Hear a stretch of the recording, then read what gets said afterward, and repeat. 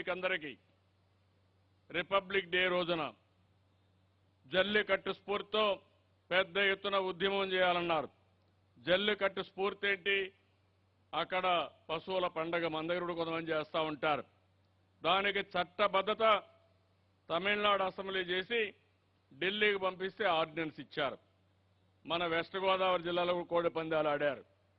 నేను ఆ రోజు చెప్పాను, పోలీసులు కూడా సుప్రీంకోర్టు డెసిషన్ ప్రకారం కంట్రోల్ చేయాలని ప్రయత్నం చేసినప్పటికీ కూడా వాళ్ళ యొక్క సెంటిమెంట్స్ ప్రకారం కొంత ఇక్కడ వైలేట్ చేసి కూడా ఆడే పరిస్థితి, లా అండ్ ఆర్డర్ కోసం ప్రశాంతంగా మన వాళ్ళు మెయింటైన్ చేసే పరిస్థితికి వచ్చారు. రెండు బ్యాలెన్స్ చేసి ఎక్కడ అవాంఛనీయ సంఘటన జరగకుండా బ్యాలెన్స్ చేశారు.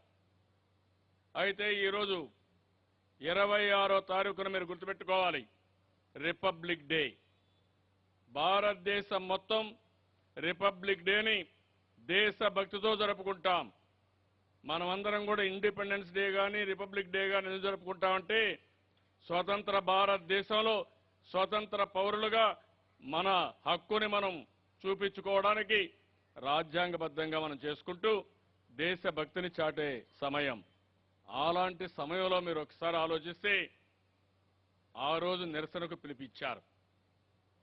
ఆ రోజు నిరసనకు పిలిపిస్తే అవాంఛనీయ సంఘటన చేయాలని టెర్రరిస్టులు కానీ విదేశాల నుంచి చాలా మంది మన దేశంలో ఇన్ఫిల్టర్ చేసి మన దేశాన్ని అస్థిరత్వం చేయాలనుకుంటే అలాంటి సమయంలో గొడవ చేస్తే ఎవరికి లాభమో మనం గుర్తుపెట్టుకోవాల్సిన అవసరం ఉంది.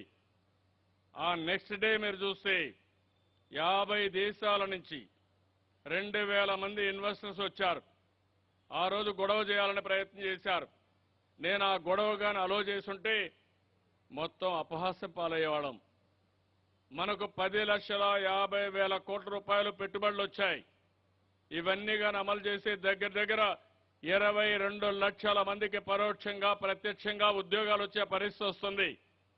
అలాంటి